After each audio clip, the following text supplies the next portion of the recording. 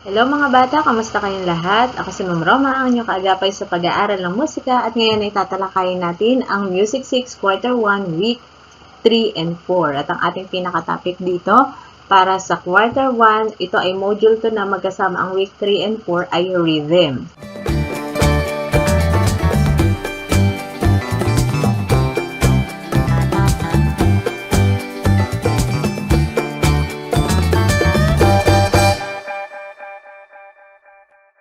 Sabi ko sa inyo, matututuhan natin ang ritmo kapag pinag-aralan natin ang beat. So, we are going to differentiate the time signature. At yun yung beat na 2-4, 3-4, and 4-4. Yan. Ang module na ito ay nahahati sa dalawa. Ang module 2 natin ay nahahati sa dalawa. Yan ay week 3 and 4. Okay, so ang lesson 1 natin, we are going to differentiate 2-4, 3-4, and 4-4 time signatures.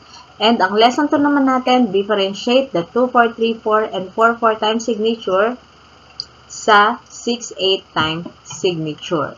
So, after going through this module, you are expected to differentiate the 2-4, 3-4, and 4-4 time signature. At sa pangalawa naman ay i-differentiate naman natin ang 2-4, 3-4, and 4-4 sa 6-8 time signature. So, may pagkakaiba silang dalawa. At alamin natin yan ating lesson ngayon. Ayan, sabi ko nga sa mga naunang lesson, ang ritmo ang siyang nagpapagalaw sa musika. At mauunawaan natin ang ritmo yun kapag pinag-aralan natin ang beat. Ang beat ay yung time signature na 2-4, 3-4, and 4-4. Tsaka yung 6-8. Pero, pag-aaralan muna natin yung 2-4, 3-4, and 4-4. Pero bago muna yan, sagutin muna natin ang mga sumusunod na tanong. Ito ay pre-test lamang, kaya walang problema kung hindi kayo tama sa inyong mga sagot. Pero, tignan natin kung ano yung inyong nalalaman.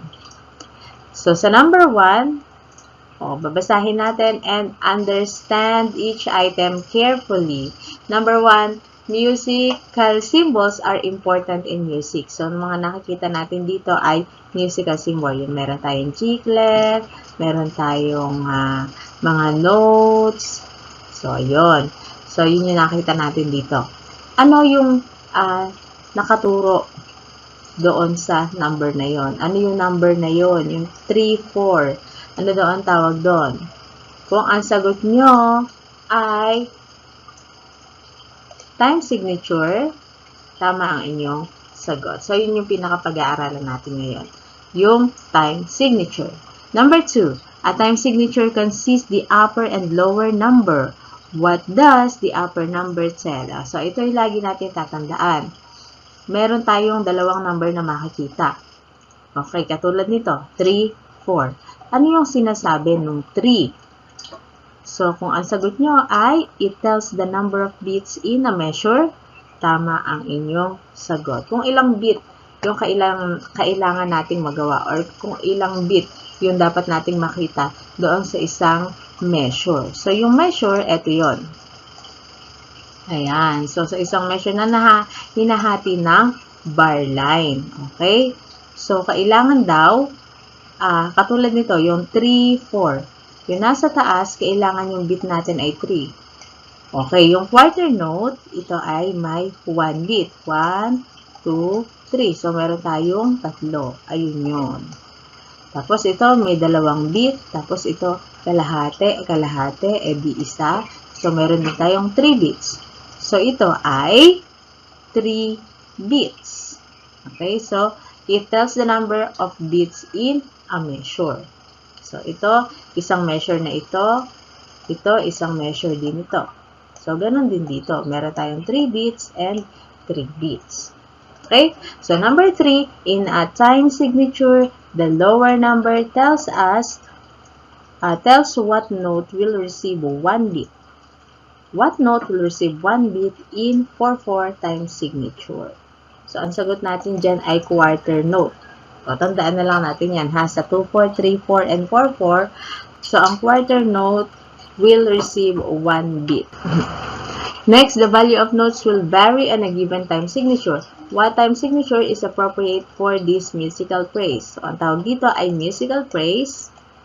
Ayan. So, yung nakikita niyong buong yan, musical phrase ang tawag dyan. Okay? Alin daw ang time signature na babagay dito sa ating musical phrase? Sige, bilangin natin. So, meron tayong 2 beat, tapos 1 beat.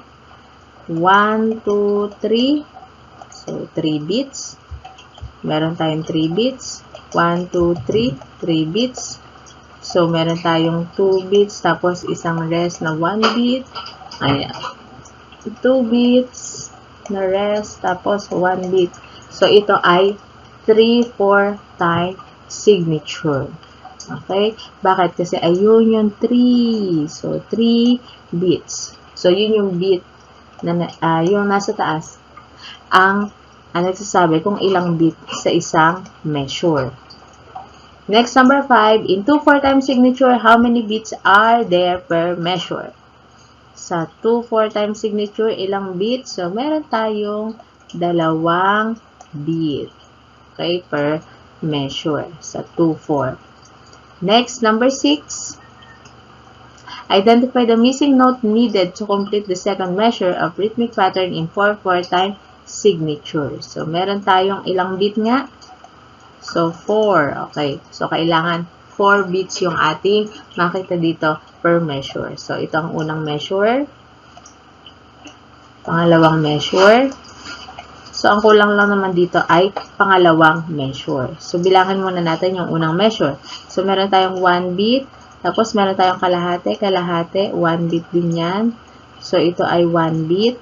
Kalahating beat equals 1 beat. Bilangan natin 1, 2, 3, 4. Okay, so kailangan din maging 4 ito, ha?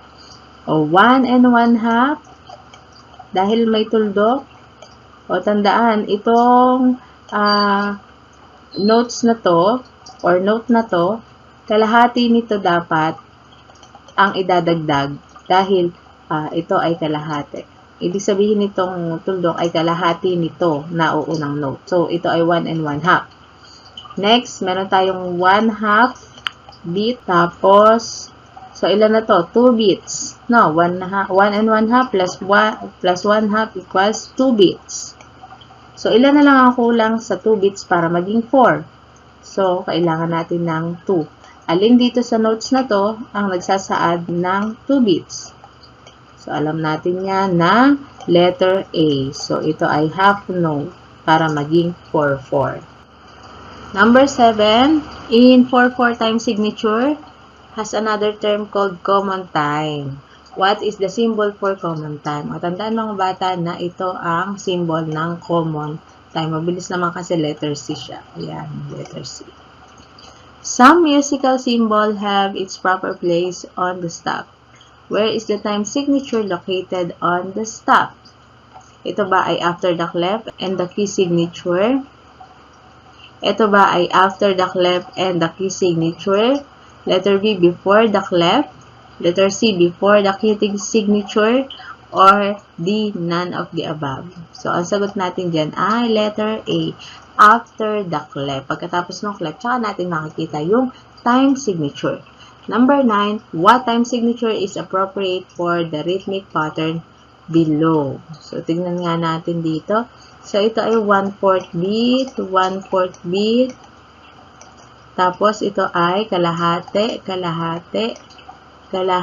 beat. Okay, 1/4, 1, 2. Okay, so ito ay 1, ito ay kalahati, 2. Ito ay 1, tapos kalahati, tama. So, ito ay 2 din. Yung unang measure, pangatlong measure, 1/2, 1/2, 1/2, 1/2. So, ito ay isa, ito ay 2. So, ang sagot natin dito ay 2/4. Nasaan ang 2/4? Letter D. Okay, number 10. What is the difference between 2/4 and 3/4 time signature? Ayan. So, letter A, in 2/4 time signature, there are 2 beats in a measure and the quarter note receives 1 beat. Tama.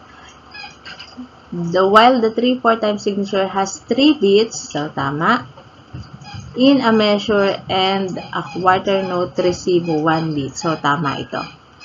Yan. So, ang sagot natin ay letter A. Tignan nga natin yung letter B. In 2/4 time signature, there are 4 beats. So, ang mali dito ay itong 4 beat. Dapat 2 beats. Letter C, doon pa lang mali na. So, letter C, in 2/4 time signature, there are 2 beats in a measure. Tama naman. And an 8 note receive 1 beat. So, ang mali dito ay 8 note. Tandaan natin na ang 2/4 and 3/4 ay quarter note ang nagre-receive ng 1 beat. Letter D, in 2/4 time signature, there are 2 beats in a measure. Tama naman. And the whole note. So, ang mali dito ay yung whole note. So, tandaan natin na quarter note ang nagre-receive ng 1 beat kahit dun sa tatlo. Actually, dun sa tatlo. 2/4, 3/4, and 4/4. Okay, punta na tayo sa ating lesson 1. Ang rhythm. So, pag-aaralan natin ang beat na 2/4, 3/4, and 4/4 time signature. So, alam na natin at ang pag-aaralan natin yung mga notes at rest at kung ilan yung mga values nila, kung ilan yung duration nila sa ating previous lesson, or kung ilan yung mga beats nila. In this lesson, we'll continue to expand your music exposure to the movement and the value of notes that give life to music. Today, you will learn about time signatures. Ayan. So, the time signature is also known as meter signature or measure signature. Okay, so yun yung beat. So, it is used in the Western musical notation to specify how many beats are grouped in measure and which note will equivalent to 1 beat. So, malaki na itutulong nito sa mga manunugtog para malaman nila kung paano tutugtugin ang isang music piece. Yung rhythm varies according to a given time signature. The time signature is written at the beginning of the staff, after the clef, and key signature. So, tandaan, pagkatapos ng clef, nandun na agad yung time signature dito sa part na to. Dito, yan. So, hindi pwedeng maging nasa dulo, no? So, kailangan ay nasa unahan. Para makita agad ng manunugtog kung ano yung beat na gagawin or yung mapoproduce o maririnig na music. Okay, so let's move on. So, the basic time signature. Did you know that in music, we can use varied time signatures? Okay, so a time signature is found at the beginning of piece of music, after the clef and the key signature. So, tandaan yun ha, makikita siya sa unahan ng piece of music. Pagkatapos ng clef, ito yung clef. Ayan, ito yung clef. So, it is a numerical indication of a piece showing the meter. It consists of 2 numbers, the upper and the lower number. The upper number, ito yung tatandaan, tells us the number of beats in every measure. Ilang bang beat sa bawat measure. And the lower number tells the kind of note that receives 1 beat. Ayan. So, yung uri ng nota na merong 1 beat. Okay? So, sa 2/4, sa 3/4, at sa 4/4, pare-pareho sila na quarter note ang nakakakuha ng 1 beat. Okay? So, ayun no, quarter note. So, lahat ng quarter note na yan ay may 1 beat sa measure na 2/4, 3/4, and 4/4. Okay? Pag-aralan natin yung ating picture na tatlo. So, una, meron tayong 2/4.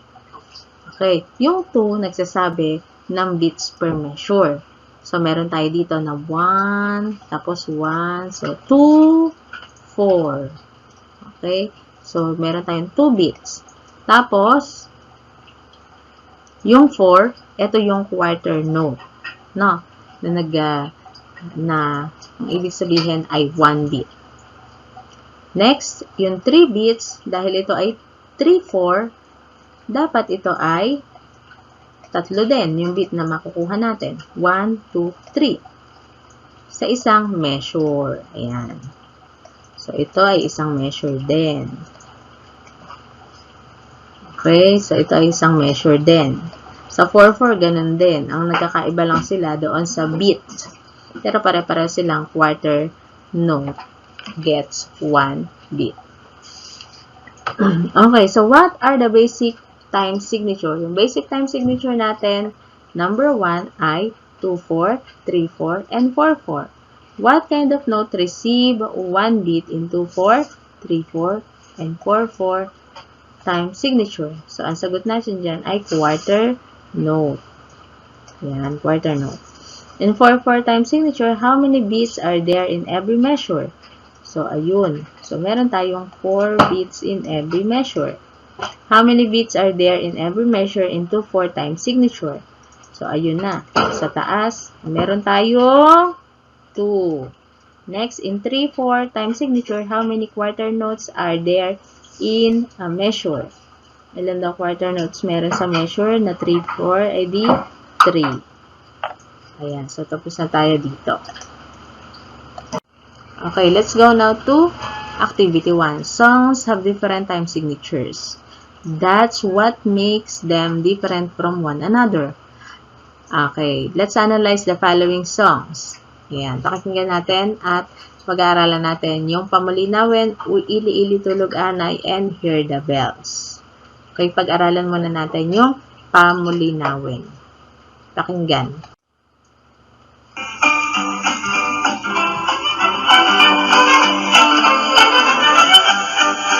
Pamulinawin, puso't hindi naman, tuy umaspaso, agrayo ta sa tiyang, panunutin man, singkapaging tutungan, tuyagay na, ako ko'y di ka sa tiyang, SM nga tsak malipat, kanasudio na yan nag, tuloy sa rin tayan, lugar sa dinuman, awakan da aksaltay, talagan mo kasampitan. Malagit ka, puso't di mabang-aran, adu ang sagsabong, narumay arus rosa, di adat dito, ay di naman buy-buya, ngem awan man lain, di pakaliw-liwaan, di dayta, sudin ken kapinta, ay wendiak ko hindi nga mantas pasok ko nalta, kajak kong agaya, sa baling ngain, nasiksikala pagyaga, itakin uray ka naman, no malagit ka.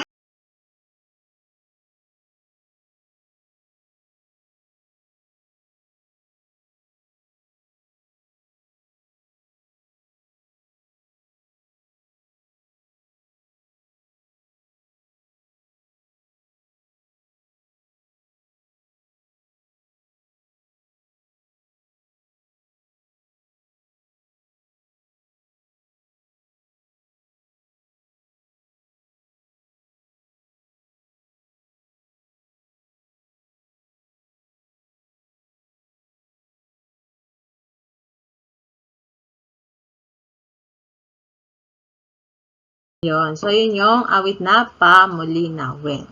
So, what is the time signature of the song Pamulinawin?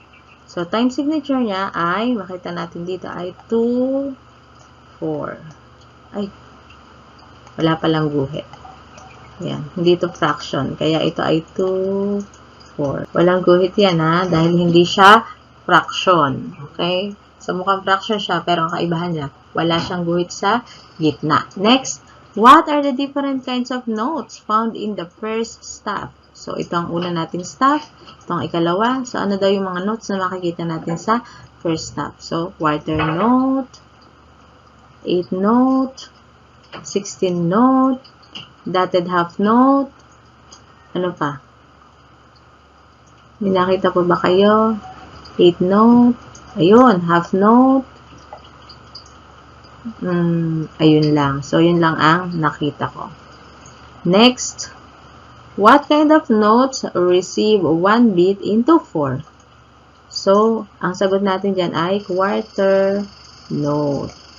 Sulat nyo na lang dito, quarter note. Or ito muna symbol, bago dito ay quarter note. Now, okay, number 4. Which note has the shortest duration in the second staff? Alin daw dito yung pinaka may maikli na beat sa second staff? So, ang sagot natin dyan ay 16th note. Ayun o, 16th note. Nakita mo ba kayong 16th note? Ayun. So, 16th note. Ayun. Diba yan? 16th note. Yung may dalawang flag. Next, which note has the longest duration in the second staff? Alin dito ang may longest duration? So, ito ay 1 1/2. Meron tayong 2. Ayun. So, yung half note. Half note.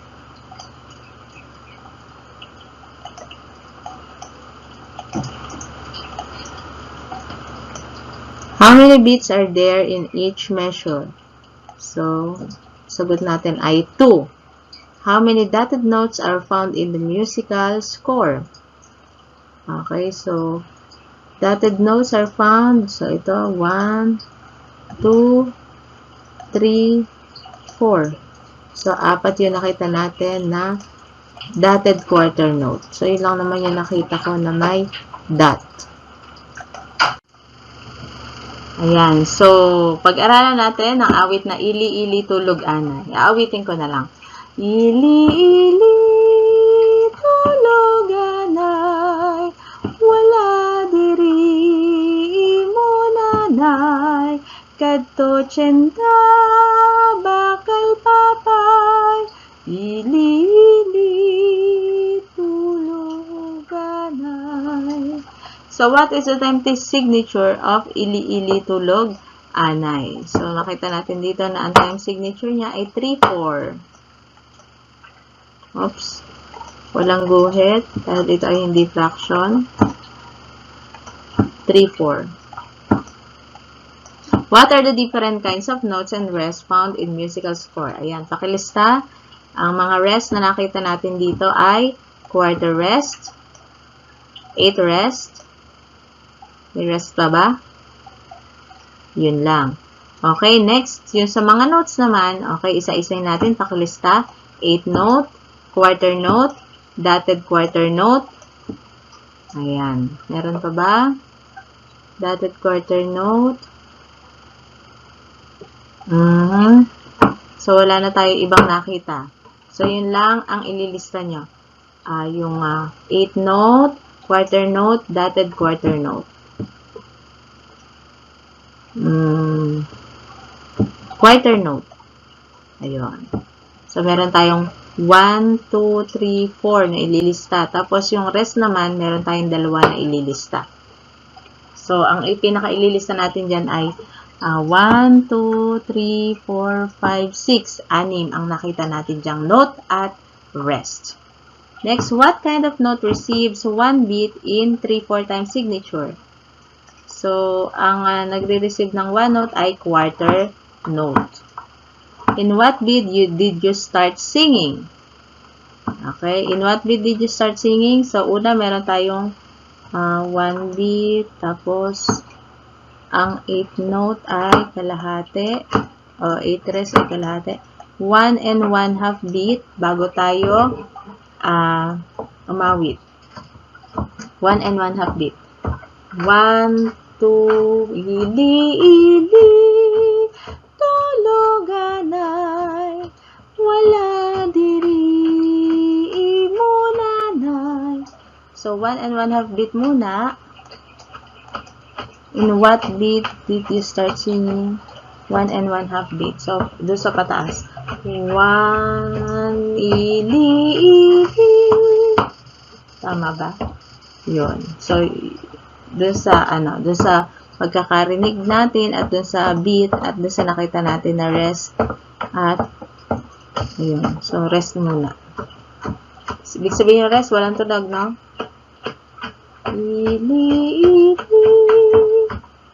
Okay, so pakinggan pa rin natin. Baka naman mali si Ma'am Roma. Pero, yun yung magsisimula tayo dun sa 1 and 1/2 beat muna bago ili tuluganay. Okay, next, what did you notice on the first measure?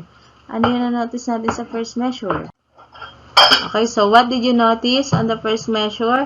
So, nagsimula tayo sa 1.5 pahinga muna bago tayo magkaroon ng awit. Okay, so bago sinundan ng notes. 1 and 1/2 rest muna bago tayo umawit. So, samantalang sa iba ay wala siyang rest sa unahan. Okay, next, what did you notice on the last measure? So, katulad nung una, nagtapos din tayo sa, dito muna ay quarter rest, tapos 8 rest. Dito naman sa huli, nagtapos din tayo sa rest din. Okay, so sa kalahati, tapos isa. So, pareho sila na 1.5 pahinga. Yung simula, 1.5 pahinga. Yung tapos ay 1.5 pahinga din. So, yun ang sagot sa dito. So, what did you notice on the first and the last measure? Next, which note has the shortest duration in the second staff? Okay, note. Note ang tinatanong sa atin. So, sa note, ang pinakamaikli na duration dito ay, so, ito ay 8 note. Ayan, so 8 note. Dahil ito ay may kalahating kumpas. Ayun. So, ang may shortest duration in the second staff. Ito yung first staff natin. Ito yung second staff natin. Ang pinakamaikli lang dyan ay, sa nakita natin ay, itong 8 note. No? Next, which note has the longest duration? Alin daw dito yung pinakamahaba? Sa second staff naman. Sa second staff. So, ito ay, ayun. So, dotted quarter note. Bakit? Dahil siya ay may 1 and 1/2. No? So, 1 and 1/2. Ayun. So, next, how many beats are there in a measure in 3/4 times signature? How many beats are there in a measure in 3/4 times signature? So, 3. Meron tayong 3 beats. Ayun na. So, yan yung ating awit na ili-ili, tulog, anay. So, tapos na tayo dyan. Next, punta naman tayo dito sa Hear the Bells. Hear the Bells. Okay, para maganda ating pakinggan ang awit. Hear how the bells go ding dong ding. All through the town you hear them ring. Hear them ring out a happy song. Ring, ring, ding dong ding.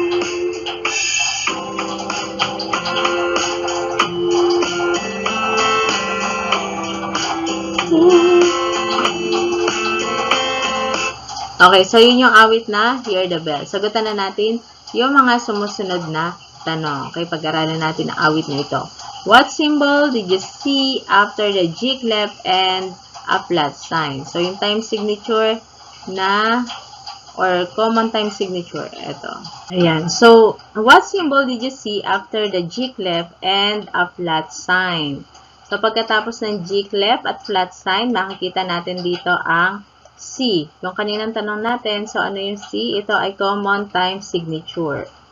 Pag sinabing common time signature, wala naman tayong makita dito na time signature. So, ang pinaka-common na time signature natin ay 4/4.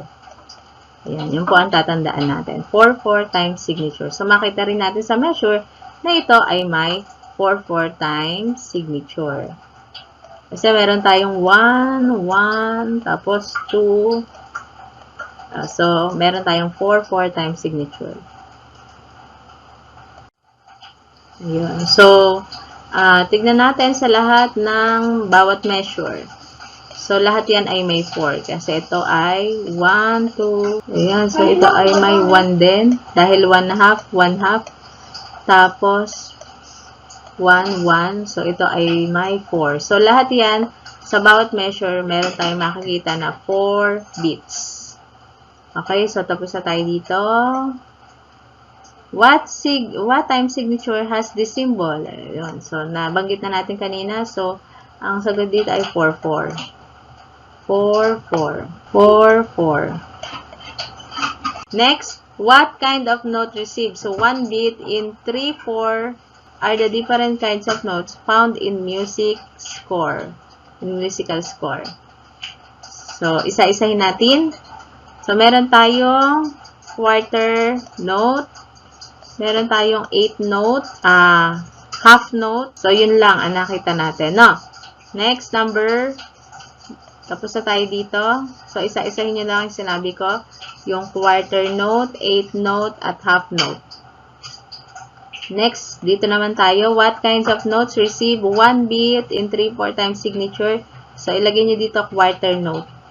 Tandaan nyo yun na yung sa 3, 4, sa 2, 4, tsaka sa 4, 4, pare-pare sila na 8 note receives 1 bit.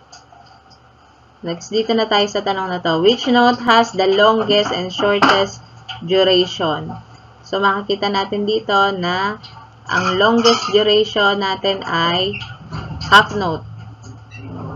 Ang shortest duration naman natin ay 8 note. 8 note. Ulit, ang longest duration ay half note. Ang nakita natin dito na mahaba na duration. Tapos, ang shortest ay 8 note. 8 note. Yun, 8 note. Next, how many bits are there in each measure? In 4, 4. So, ang bits natin ay 4. Tandaan natin na yung pinakataas, yung pinaka-bit na makikita natin sa musical score. So, tapos na tayo sa Hear the Bells. Ayan, sagutin natin. What is it? Okay, what is the time signature of the song Pamulinawin? Ang time signature niya ay 2-4. What is the time signature of Ili Ili Tulog Anay? 3-4. 3-4. What is the time signature of the song Hear the Bells? Hear the Bells. So ito ay 4-4. 4-4. What note receive 1 bit in 2-4, 3-4, and 4-4? Quarter note. Quarter note ang magre-receive ng 1 bit. Okay, what note has the longest duration in 4-4, 3-4, and 4-4 times signature? So, ang longest duration niya ay, nakita natin yung 1/2. Doon sa awit, ha? Doon sa awit. Pero, okay, so, what note has the longest duration in 2-4, 3-4, and 4-4 times signature? Kung sa awit, makita natin na ito ay half note. Pero, dito sa, halimbawa sa chart na 2-4, 3-4, and 4-4, sa chart ng mga notes, ang sagot natin dito ay full note. Ayan. So, doon sa mismong sa common chart ng 2-4, 3-4, and 4-4. Hindi natin sasama may mga dotted, ha? Kung kasama yung may mga dotted, edi yung dotted whole note. What rest has the longest duration in 2-4, 3-4, and 4-4? Longest duration na rest na nakita natin doon sa awit. Kung nakita natin doon sa awit ay parang ang nakita ko ay quarter. Dotted quarter. Ay, hindi pala. Quarter rest. Quarter rest. Ayun. Quarter rest yun nakita natin doon sa out. Pero, doon sa chart, kapag doon sa chart naman ay tinanong natin, yung 2, 4, 3, 4, and 4, 4, syempre, yung rest, full rest, ang pinakamahabang duration. Kung may dotted naman, edi dotted, full rest. Okay. Next, in 2, 4, 3, 4, and 4, 4 time signature, how many beats are there in every measure?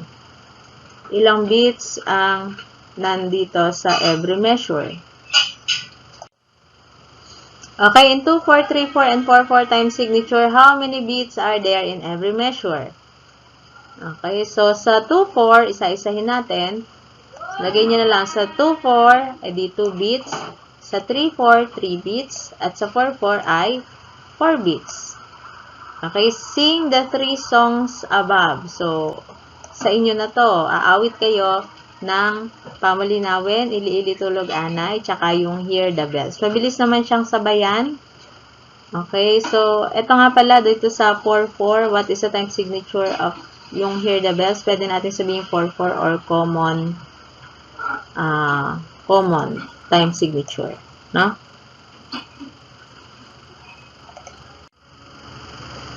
Okay, what's more? Okay, the time signature. The time signature gives you a way to notate your music so that you can play the music from score to hear its melody.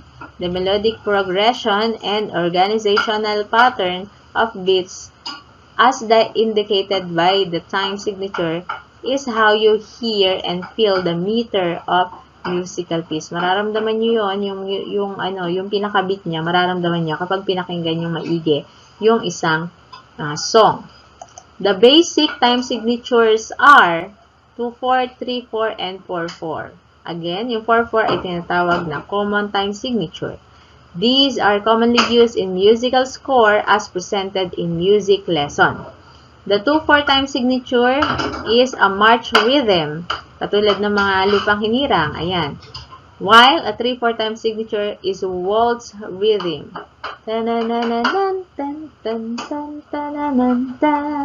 4-4 time signature is also called common time signature. Ayan, nabanggit ko na kanina. Common time signature ang 4-4. Okay, so letter A, direction. Ito yung sasagutan natin. Identify the time signature of the rhythmic pattern below. So, ang gagawin lang natin dito, ilalagay lang natin yung value niya or yung duration niya bawat measure para malaman natin kung anong beat siya meron. Tandaan, ang quarter note ang tumatanggap ng 1 beat sa isang sa 2-4, 3-4, and 4-4. So, meron tayong unang measure. So, 1, 1/2, 1/2 ay 1. Tapos, kalahati, kalahati. Kalahati, kalahati ay 1. O, yan. So, 1, 2, 3. So, ito ay 3, 4. Okay, pangalawa. 1, 2, tapos 2. Ito ay 4, 4. Next. Okay, dito naman, meron tayong 1/2, 1/2, 1/2, edi 2 and 1/2. Tapos 1/2, 1/2, 1/2. So, 1, 2, 3. So, tayo ay meron 3, 4. Next, dito, 1/2, 1/2, 1, 2. So, ito ay 2, 4. Yan. Ano ba yan? Yan, 2, 4. Dito sa number 4, 2, 4. Next, number 5, 1. Tapos, 1/2, 1/2, 1. Tapos, 1. Tapos, 1/2, 1/2, 1. 1, 2, 3, 4. Okay, so ito ay 4, 4. Okay, tignan nyo lang yung duration ng bawat notes. Tapos, pag plus-plusin nyo lang siya. Ibig sabihin, yun ang beat na meron ang bawat measure na to. Okay, so tapos na tayo sa direction sa letter A. So, tapos na tayo sa letter A activity. Okay, so letter B. Fill out the missing word. Write your answer on a separate sheet of paper. In blank time signature, there are 2 bits in measure and quarter note, and blank gets 1 bit. So, ito ay 2, 4. In 2, 4 time signature. Tapos, quarter note. Malagyan nyo lang yung word na quarter note po, ha. Next, number 2. In blank time signature, there are 3 bits in time measure, and a quarter note gets 1 bit. Pakisulat na lang yung 1 bit. So, in 3-4. In 3-4 time signature. Next, in 4-4 time signature, there are 4 bits in a measure. Pakisulat na lang yung measure. And a quarter note gets 1 bit. Ayan. So, tapos na tayo sa letter B activity. Ayan. So, tapos na tayo sa module 1. What I have learned, the time signatures tells us how the music is to be counted. Next, it is written at the beginning of the stop after the clef and the key signature. A time signature consists of 2 numbers, the upper and the lower number. The upper number, tandaan, tells the number of beats that should be in each measure. The lower number tells the kind of note that receives 1 beat. At napag-aralan nga natin doon sa 2, 4, 3, 4, and 4, 4, yung quarter note ang nagre-receive ng 1 beat. Okay? So, the 2, 4 time signature is march rhythm, while 3, 4 time signature is waltz rhythm. The 4-4 time signature is also called common time signature. Ayan. So, tapos na tayo sa ating natutuhan ngayon. Ayun, may assessment pa. So, write the time signature for each melodic pattern below. Write your answer on a separate sheet of paper. Ayan, sagutin natin yung number 1 sa bawat measure na. So, 1 beat plus 1 beat plus 1 beat plus 1 beat. So, lahat kasi yan ay nagre-receive ng 1 beat. So, meron tayong 4, 4. So, ganun din naman dito. 1, tapos ito ay 3, 2, 1, 1. So, 4. Next, number 2. So, ito ay 3, ito ay 2, ito ay 1, ito ay 2, ito ay 1. So, ito ay 3, 4. Next, ito ay 4, ito ay 3, tapos 1. Pina-plus lang po yan sa bawat measure. Yan, pina-plus lang natin yan. So, 1, 1, tapos 2. So, meron din tayo dito sa measure na to na 4 beat. So, ito ay 4, 4. Next, 1, 2. So, 2 beats. 1, 2, plus yon. Tapos, 2. Okay, so ito ay 2, 4. Ito yung pinakahuli. 1, 2. So, ito ay 1. Tapos, dotted ay na 1 and 1 half. 1 and 1 half. So, ito ay 1 din. Ay, hindi pala. 1 half. Tapos, 1 and 1 half. Edi 2. So, ito ay 3, 4. 3, 4.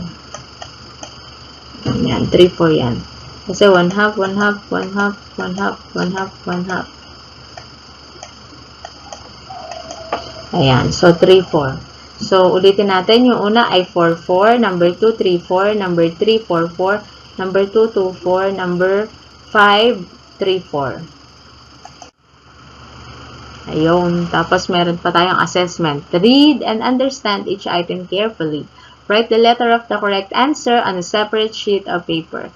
Identify the missing note needed to complete the second measure of the rhythmic pattern 4-4. So, So, dito na agad tayo tumingin, no?